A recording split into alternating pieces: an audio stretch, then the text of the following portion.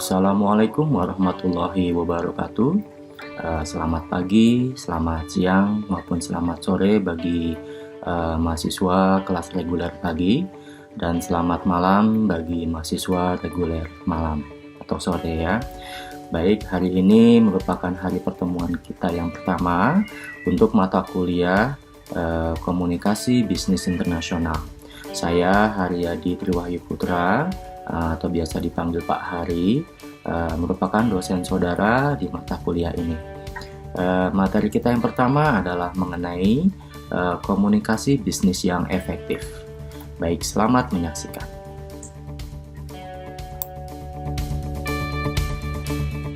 Saudara, di mata kuliah ini, yaitu komunikasi bisnis internasional, ada baiknya kita memahami terlebih dahulu apa itu pengertian dari komunikasi bisnis.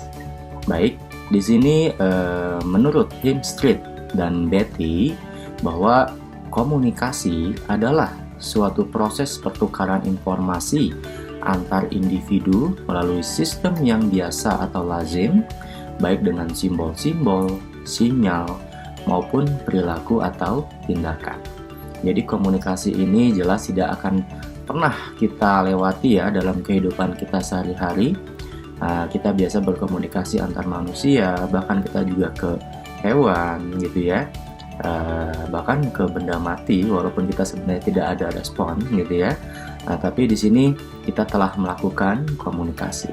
Nah, kalau komunikasi bisnis itu tersendiri, berarti otomatis kita melakukan komunikasi yang berhubungan dengan kegiatan bisnis kita, gitu ya.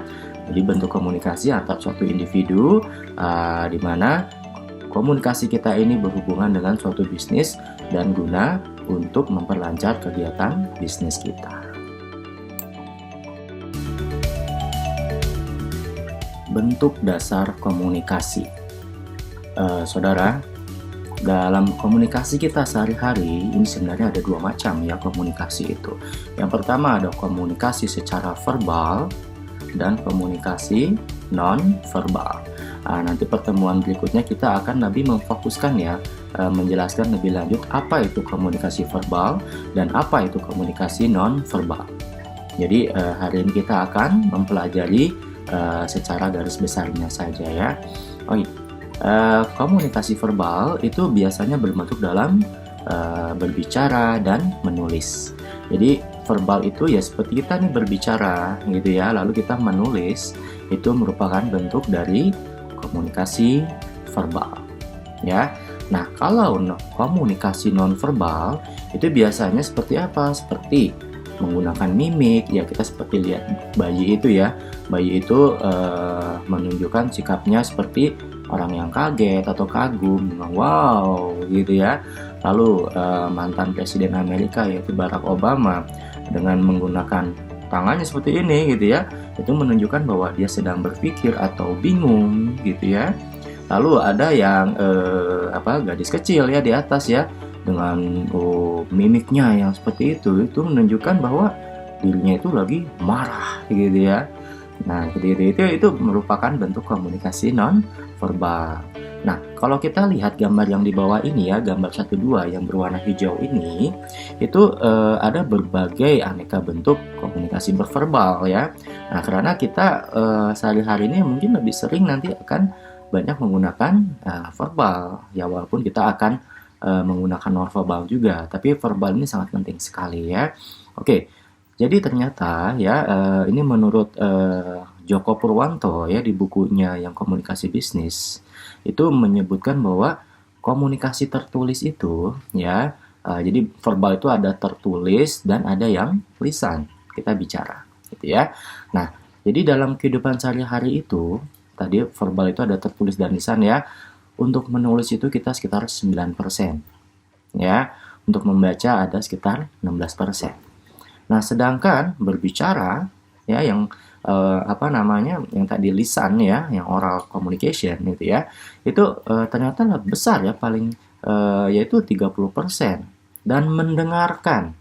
Jadi verbal juga dia selain kita berbicara dan harus ada yang mendengarkan, yaitu 45%. Gitu ya. Jadi Tadi kita sebutkan lagi untuk yang komunikasi verbal bisa berbicara, menulis, dan kita dari berbicara lawannya yaitu ada yang mendengarkan ya. Lalu kalau menulis versusnya berarti ada yang membaca gitu saudara ya. Oke.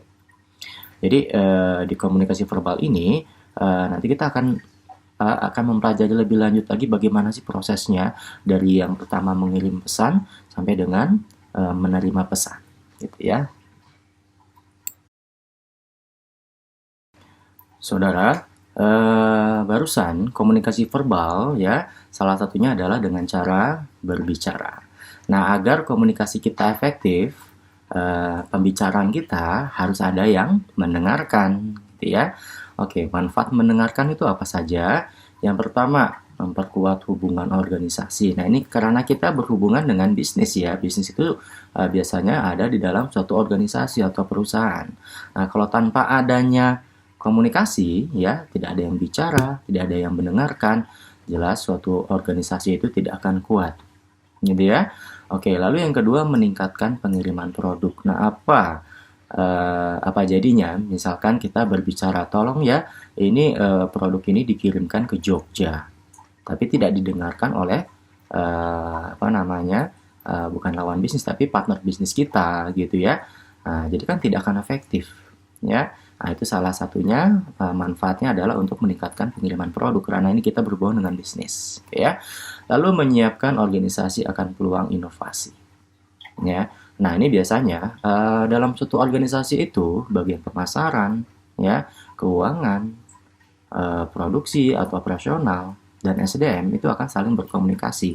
Untuk apa? Untuk saling mengembangkan. Ya, misalnya orang pemasaran bilang bahwa ada kebutuhan produk nih, gitu ya. Nah, bilang ke perusahaan, ke bagian apa? Ke bagian produksi. Nanti bagian produksi akan bilang ke bagian keuangan. Nah, keuangan, nanti akan memproses uangnya. Lalu bagian produksi bilang ke bagian SDM, kami butuh nih SDM berapa, gitu ya. Guna apa? Guna untuk meningkatkan produk, ya, peluang inovasi tersebut.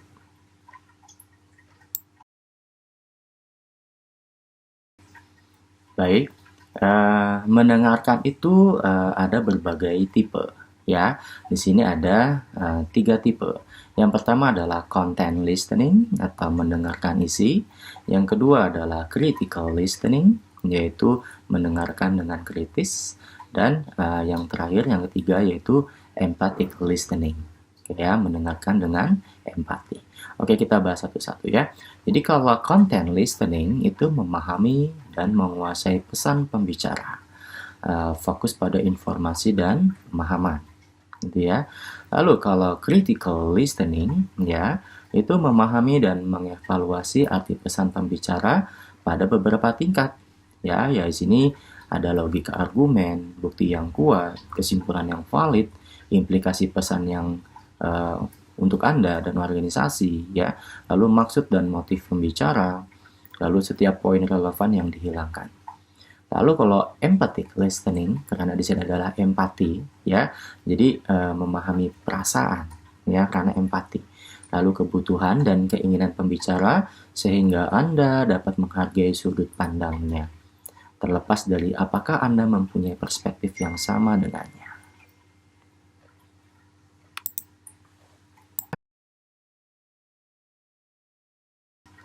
Ada 5 langkah mendengarkan. Yang pertama, ya saat orang berbicara pada kita menerima. Menerima dulu ya. Lalu yang kedua, kita menafsirkan di otak kita atau decoding. Ya. Lalu yang ketiga adalah kita mengingat di otak kita. Lalu yang keempat, kita mengevaluasi ini betul atau tidak. Gitu ya. Ini berguna atau tidak berguna gitu ya. Lalu yang kelima baru kita respon ya, apakah kita akan diam saja ataukah kita akan membalas bicara kepada lawan bicara kita. Saudara, kita sebagai communicator atau yang melakukan komunikasi ya, kita harus paham lawan bicara kita itu pendengar efektif atau tidak. gitu ya. Nah, apa ciri-cirinya bahwa seseorang itu pendengar efektif? Yang pertama, dia mendengar secara aktif. Nah, kita punya feeling ya pada saat kita bicara, tapi kalau misalkan dia ini tidak begitu mendengarkan kita secara aktif, berarti dia tidak tertarik pada pembicaraan kita. Ya, termasuk misalkan saya nih, saya lagi mengajar, saya tidak tahu ya, saudara, apakah benar-benar mendengar saya secara aktif atau tidak. Gitu ya, karena kita tidak bertatap muka. Tapi kalau misalnya kita bertatap muka, biasanya kita bisa mengetahui bahwa, oh, orang ini dia mendengar saya secara aktif. Berarti komunikasi kita efektif, gitu ya. Oke, lalu pendengar efektif yang kedua cirinya adalah mencatat dengan cermat dan lengkap. Ya, nah, itu biasanya dia antusias sekali, ya. Misalkan dalam perkuliahan dia sambil mendengarkan dosen mengajar, dia juga mencatat, ya. Lalu sering melakukan kontak mata dengan pembicara. Jadi tergantung budaya ya. Nah, nanti kita akan mempelajari ada budaya kalau misalkan orang Amerika, Eropa kok tidak tatap mata itu katanya tidak gentle atau tidak sopan. Ya. Tapi berbeda dengan orang timur. Ya, contohnya orang Jepang, Korea gitu ya. Dia kalau misalnya tatap muka katanya kesannya tidak tatap muka tatap mata kesannya tidak sopan. Ya, nah itu tergantung budaya dari negara masing-masing. Nah, makanya kita di sini komunikasi bisnisnya internasional ya. Oke, lalu ada tetap fokus pada pembicara dan pembicaraan. Lalu secara mental menguraikan dengan kata-kata sendiri poin-poin yang penting untuk mempertahankan tingkat atensi dan memastikan pemahaman. Ya, dia membuat suatu ringkasan sendiri gitu ya. Lalu menyesuaikan gaya mendengarkan, ada yang mendengarkan sambil begini gitu ya, ada yang mendengarkan sambil matanya lurus, nah macam-macam ya. Lalu memberikan isyarat nonverbal, ya misalkan dia saya tanya, Anda paham? Paham Pak, paham gitu ya. Anda paham? Diam aja. Nah, itu berarti kan saya juga paham dong. Berarti Anda sebenarnya mungkin tidak paham, tapi malu mengungkapkan. Gitu ya. Oke, lalu menyimpan pertanyaan atau ketidaksetujuan sampai waktu yang tepat. Nah, kalau misalnya ada pertanyaan, biasanya, oh saya mau nanya nih, tapi malu. Atau ya kalau saya malu, nggak saya sampaikan, nanti saya nggak paham dong ya. Nah, kamu simpan dulu. Tapi pada saat saya bilang, ada pertanyaan, nah baru kamu lontarkan. Gitu ya. Nah, itu biasanya dia mendengarkan efektif apa yang kita bicarakan. Gitu ya. Lalu, mengabaikan perbedaan gaya dan fokus ke pembicara. Ya, misalkan di sekelilingnya itu banyak gangguan-gangguan gitu ya, ada yang lewat lah, ada yang berisik, yang tukang bakso lewat lah gitu ya. Tapi dia tetap fokus pada pembicara gitu ya. Oke, lalu membedakan poin utama dan detail pendukung ya. Jadi kita tahu ya komunikasi kita ini isinya apa sih gitu ya, lalu pendukungnya apa, tapi yang paling penting adalah poin utamanya apa ya. Lalu mencari peluang untuk belajar. Nah, biasanya kalau misalkan orang dia sudah mendengarkan dan dia tertarik, dia ingin mengetahui lebih lanjut.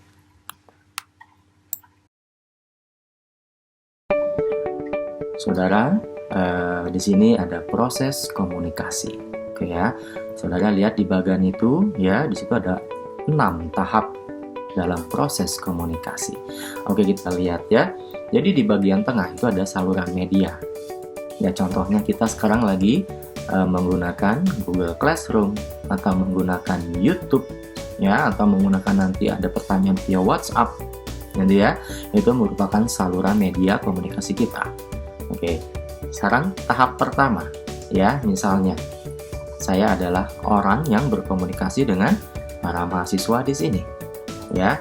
Tahap pertama, saya adalah pengirim pesan, saudara adalah penerima pesan ya. Oke, saya sebagai pengirim pesan mempunyai gagasan dulu nih di otak saya nih ya. Oh, saya mau menyampaikan materi mengenai komunikasi bisnis internasional yang efektif itu seperti apa ya. Itu masih tahap pertama, itu ada di dalam otak saya ya, karena saya punya gagasan dulu, ide ya. Lalu saya sebagai pengirim ya, pengirim pesan, mengubah ide menjadi suatu pesan. Itu adalah tahap kedua.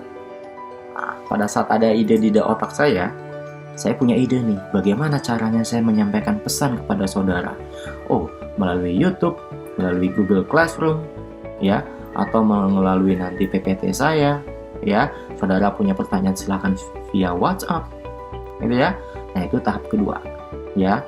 Saya punya gagasan dan saya ubah jadi ide bagaimana saya menyampaikan pesan. Lalu yang ketiga, baru saya sebagai pengirim menyampaikan pesan. Melalui apa? Melalui video ini. Saudara ya, itu tahap ketiga. Nah, tahap ketiga, saya mengirimkan pesan kepada saudara di saluran media, yaitu di YouTube ini, ya, atau nanti via PPT ini, ya, itu saluran media. Nah, dari saluran media akhirnya saudara menerima pesan saya. Saudara tonton video ini. Itu ada tahap keempat. Itu ya. Nah, di tahap keempat ini baru saudara mendengarkan dan masuk ke otak saudara dengan menafsirkan pesan. Gitu ya. Ditafsirkan. Apa sih maksudnya Pak hari ini? Ya, berbicara tentang apa? Ya, baru setelah masuk ke otak, baru saudara olah hasil komunikasi kita, dan akhirnya di tahap terakhir yaitu tahap ke-6, saudara memberikan tanggapan dan umpan balik. Misalkan saya tanya, bagaimana? Jelas? Oh, jelas Pak. Ya, sambil memang saudara benar-benar jelas apa yang saya sampaikan. Itulah ada 6 tahap dalam proses komunikasi. Saudara, tadi proses komunikasi ya, silakan baca lebih lanjut di PPT-nya dan di bukunya ya. Baik, selanjutnya di sini kadangkala muncul terjadi kesalahpahaman dalam komunikasi ya. Misalkan masalah dalam mengembangkan pesan, lalu masalah dalam menyampaikan pesan, lalu masalah dalam menerima pesan, dan masalah dalam menafsirkan pesan. Jadi dalam menafsirkan pesan ini kadangkala ya ada perbedaan latar belakang ya. Ya contohnya misalkan orang mana ya, orang Sunda, orang Jawa ya, lalu orang Batak gitu ya, suku Batak gitu ya. Nah, latar belakangnya berbeda-beda. Kadangkala ya orang Batak berbicara karena nadanya keras gitu ya. Ditafsirkannya oleh orang Jawa yang Jogja mungkin ya. Jadi ini kok kasar banget, padahal enggak ya. Karena memang latar belakang keluarganya seperti itu. Oke ya. Lalu ada perbedaan penafsiran kata. Nah, ini kadang-kala tiap daerah itu punya bahasa yang berbeda-beda. Hati-hati apabila ada kata yang berkonotasi negatif. Ya, termasuk Anda di sini adalah di bidang bisnis ya. Nah, jangan sampai membuat suatu produk dengan merek yang konotasinya negatif. Oke ya. Oke, lalu ada perbedaan reaksi emosional. Nah, contohnya nanti kita akan membicarakan ya di seluruh dunia itu beda-beda. Contohnya orang Afrika, ya secara emosional misalnya Anda paham? Kalau kita, oke, kita nganggukkan gitu ya. Tapi kalau orang Afrika, Anda paham? Nah, itu perbedaan salah satu reaksi emosional, ya, nah, gitu. Oke, itu sebenarnya nonverbal ya. Oke, kita masuk ke selanjutnya. Oke, saudara. Selanjutnya mengenai ternyata ada masalah ya, kadang-kala terjadi masalah dalam mengembangkan pesan. Ya. Pertama, terjadi karena ada keraguan isi pesan ya. Jadi kita ragu nih. Nah, kalau sudah terjadi keraguan, biasanya itu akan terjadi suatu masalah, oke ya. Lalu asing dengan situasi yang ada, ya misalkan kita berbicara tapi ibaratnya di lingkungan yang berbeda gitu ya, membuat kita merasa asing gitu ya. Lalu ada pertentangan emosi. Misalkan kamu bilang, "Oh, kamu setuju?" "Setuju." Tapi hati kamu mengatakan tidak. Nah, itu ada pertentangan emosi. Lalu ada sulit mengekspresikan ide atau gagasan. Ya, contohnya gimana? Di otak kita ada sih, tapi pada saat itu apa sih namanya ya? Itu apa sih kok lupa gitu. Nah, itu tuh sulit mengekspresikan ide atau gagasan. Dan saudara, dalam komunikasi, kadangkala kita mengalami suatu masalah dalam menyampaikan pesan kita. Ya, jadi di sini masalah penyampaian pesan yang paling jelas terkait dengan sarana fisik untuk berkomunikasi. Ya, contohnya seperti ini ya. Kita sedang pidato di suatu podium, gitu ya. Suatu saat pada saat kita ngomong mic-nya mati, gitu ya. Atau ibaratnya podium itu luas sekali, tapi kamu hanya disediakan apa? Speaker kecil, petoa gitu ya, sehingga apa? Tidak menjangkau seluruh audiens, gitu ya. Itu merupakan sarana fisik yang kurang mendukung, sehingga kita akan terjadi suatu masalah dalam menyampaikan pesan. Nah, tadi barusan kita menyampaikan pesan. Nah, sekarang dari sisi audiens, ya, audiens itu dia menerima pesan. Nah, kadangkala terjadi suatu masalah juga. Apa itu masalahnya? Misalnya, adanya persaingan antara penglihatan dan suara. Ya, contohnya gitu ya. Contohnya, misalkan saya lagi mengajar. Misalnya di dalam kelas nih ya, ada jendela. Gitu ya. Nah, saudara, tentunya tiba-tiba lihat ada cewek cantik lewat gitu ya. Saya lagi ngomong, saudara langsung pada nengok keluar semua. Nah itu, jadi otomatis apa? Otomatis ada persaingan antara saya yang menyampaikan pesan dengan penglihatan saudara. Lalu dari sisi suara, ya, misalnya saya lagi ngomong nih, saya lagi apa ibaratnya menyampaikan pesan pada saudara. Tukang es krim Walls lewat, tonenot, tonenot, gitu ya. Itu jadi otomatis, aduh, ini mengganggu sekali sih gitu ya. Apa namanya suaranya ini gitu loh. Karena apa? Saya lagi ngomong gitu ya, tapi tak taunya ada aja yang mengganggu. Ya, tukang bakso lewat, tukang apa namanya tahu bulat, apa gitu ya. Ya itu merupakan masalah dalam kiriman pesan. Oke, lalu kursi yang tidak nyaman. Nah, ini kalau misalnya kita di dalam suatu ruangan ya atau ruang kelas. Nah, saudara mendapatkan kursi yang ibaratnya tidak seimbang sehingga jikluk-jikluk. Itu saudara harus apa namanya menyamakan keseimbangan gitu ya sehingga saudara jadi tidak fokus akan komunikasi yang saya berikan gitu ya. Oke, lalu lampu yang kurang terang. Nah, lampu yang kurang terang kalau redup nanti lama-lama jadi ngantuk gitu ya. Itu kadang-kala suatu kondisi yang bermasalah. Bahkan yang terlalu terang juga sama ya, silau gitu ya. Oke, lalu kondisi lain yang mengganggu konsentrasi penerima atau audiens.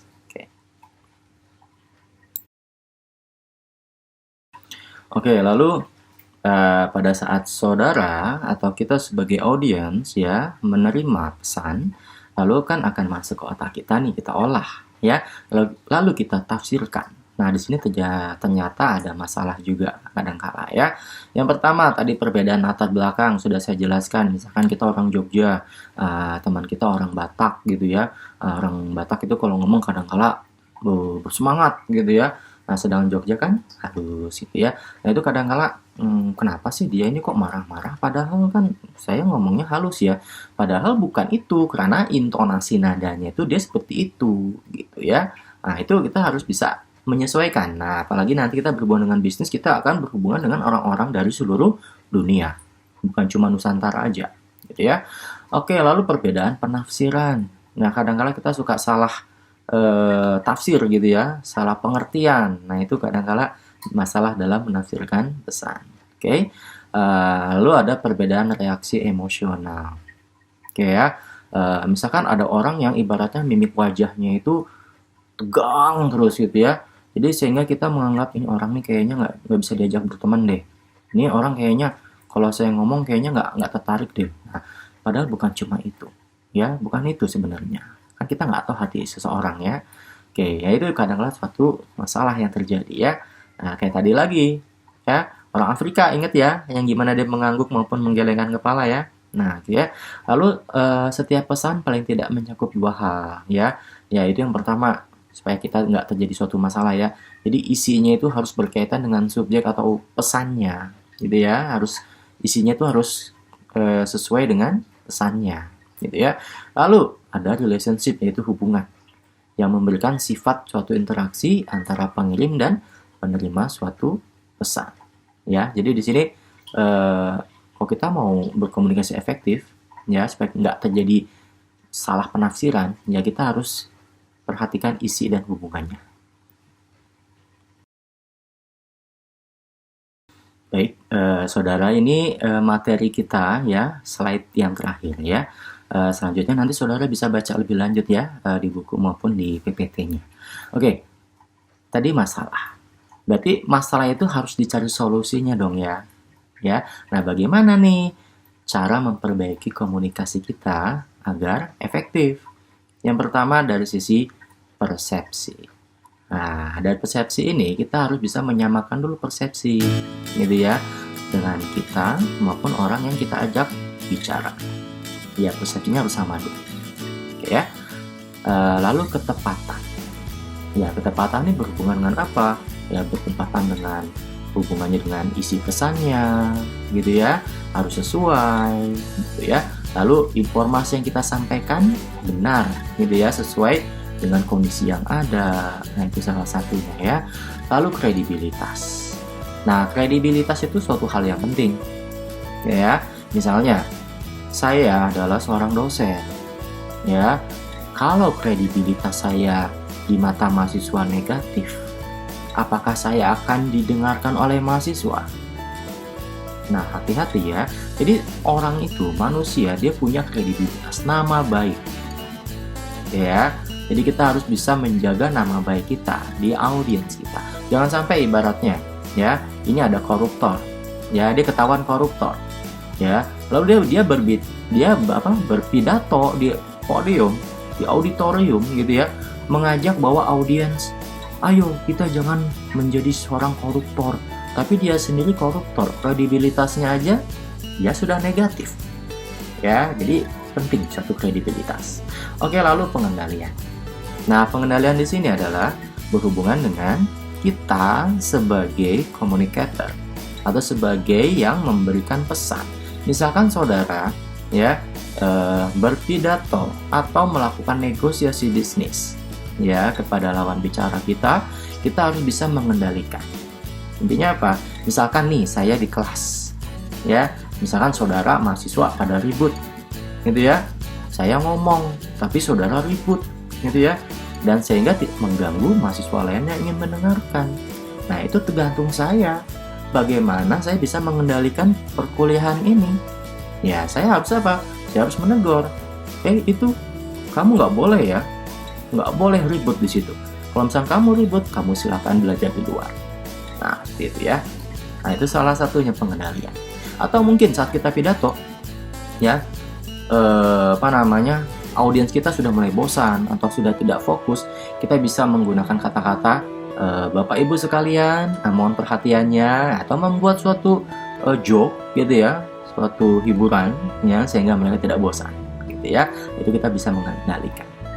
Oke, lalu ada keharmonisan. Nah, keharmonisan ini kita sebisa mungkin membuat suatu pesan itu secara lebih hati-hati ya, jangan sampai menyakiti perasaan orang gitu ya. Lalu meminimalkan gangguan dalam proses komunikasi. Contohnya, tadi saya juga lebih ngomong, tukang bakso lewat, handphone saya bunyi gitu ya. Itu memang suatu gangguan. Jadi kalau bisa minimalkan dulu ya, supaya kita fokus pada komunikasi. Lalu mempermudah upaya umpan balik ya. Ini kurangnya ini antara pemberi pesan dan penerima pesan gitu ya. Jadi andai kata saya memberikan kuliah ya, saya akan memberikan umpan balik. Ada pertanyaan tidak? Tidak usah malu-malu ya, beri aja pertanyaan. Kalau malu silahkan via WhatsApp ya, seperti itu.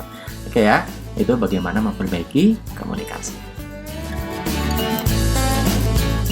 Demikian saudara perkuliahan kita hari ini. Saya harap perkuliahan ini cukup jelas ya bagi semua. Seperti biasa, andai kata ada pertanyaan silahkan ajukan via WhatsApp ya, atau bisa melalui kolom di Google Classroom atau mungkin kolom YouTube ini ya. Tapi kalau misalkan seperti tadi ya, kadang-kadang tidak ada notifikasi sehingga akan membuat gangguan terhadap komunikasi kita. Jadi silakan supaya cepat untuk direspon, silakan via WhatsApp. Baik, demikian saudara. Akhir kata saya ucapkan wabillahi taufiq wal hidayah. Wassalamualaikum warahmatullahi wabarakatuh. Sampai jumpa minggu depan.